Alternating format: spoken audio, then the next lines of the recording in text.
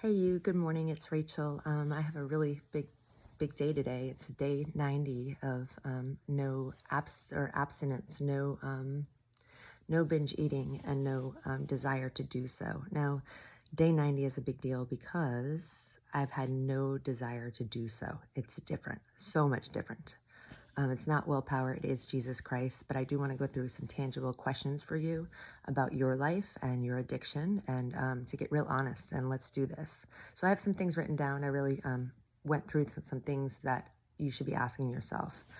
And it's going to go with examining some things about you as well as prioritizing things about you and really getting the answer in the end. So here we go.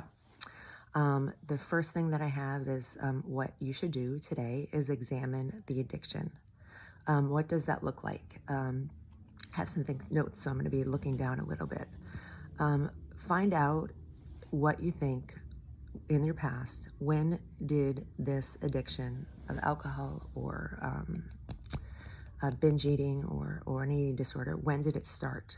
And what did it start with? Did it start with someone is saying something? Did it start with your parents? Did it start with abuse? Whatever it is, write it down. You need to find the answer and examine the addiction. When I examine it, what do I get from it? I get digestive issues. I get mood changes. I have fear, a lot of fear about it. This is me before, and it's important for you to know your answers. How do you feel? Do you feel when you do this beautiful, or do you feel ugly inside and out? And that's how I felt. Self-loathing. So that's the examine the addiction spot. Look at that and fill it out. You don't need to know the answers after that. Just we're making a journal here right now. Number 2, identify why you have this eating disorder. Or why you get drunk. Identify the reason. Also, this is an activity to be doing today. Keep a daily journal. We're going to call it SWPM. And what that is how many steps you took, how much water you drank, and the person you saw. So SWPM, the steps you took, the water you drank, and the person that you saw. And the end, what is your mood? This is a huge deal. I've talked about this in other podcasts, but do that today. And this is big. Prepare for the uncomfortable. Prepare for the uncomfortable in recovery. And what I mean by that is this isn't going to be easy, but sit in that. Sit in that when you stop binge eating and you stop drinking and you stop the addiction. How is that going to feel? I can promise you this one thing. It's not going to have your body explode. It's not impossible. It's okay to feel uncomfortable, because I'll tell you what, on the other side of uncomfortable is a new life, and it is beautiful. However, you're going to have to just sit with that just a little bit when you stop, because today the goal is to stop. And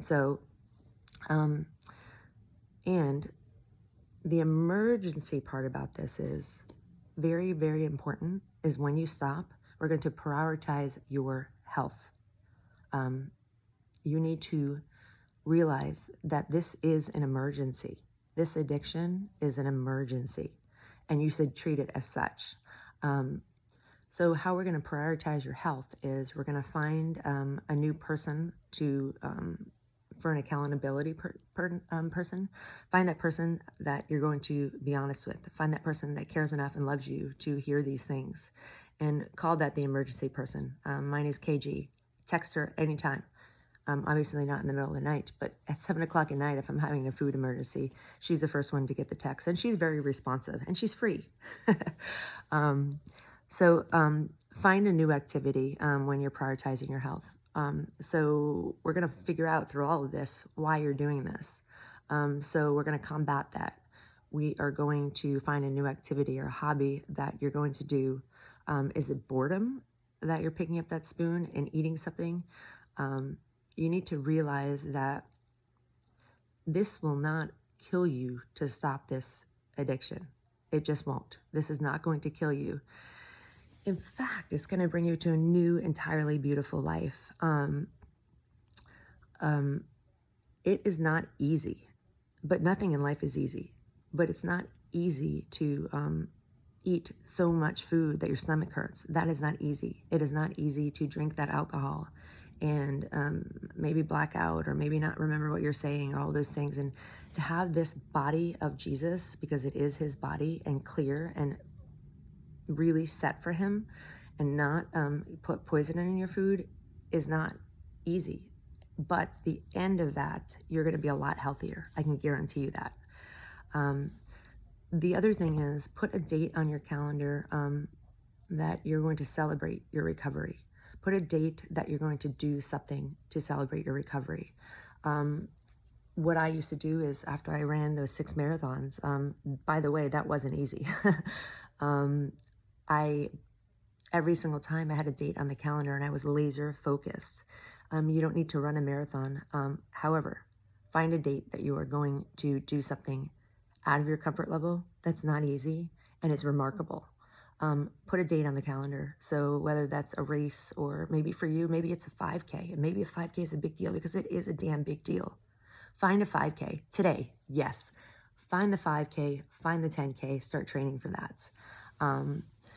And pay for the race. Put that date on the calendar. That is very important. Let's get in shape. Now, the other thing is, and the last thing is, examine your excuses today. Examine them. Be honest. And with the excuses, what does that come with? What it came with for me was, I am fat. I can't control this. That's a lie, by the way. I can't control this. Yes, you can. For me, it felt like it was a freight train. It wasn't going to stop, and it was going to run me over in this addiction. Meaning my thoughts didn't think. I just went straight to the cupboard for the ice cream. I will always be obese. A few times in my life I have been obese, but the mirror lies. And so when I was underweight, I thought I would always be obese. I'm confused. I don't know. I can't stop this. That's a lie. People expect me to people expect me not to be fit. They think that I am not, I'm not going to be able to do it, or they think that that's a lie. They're probably not thinking that about you, but you can be fit if you want to be fit. I did it, and I made a conscious decision to do it. My point is, this isn't about running a marathon. It's about running the race, and it's about running your life, and stop letting it get run over by this addiction. Get down on your knees and give it to Jesus Christ. All of these ideas, all of these tangent ideas, it is him.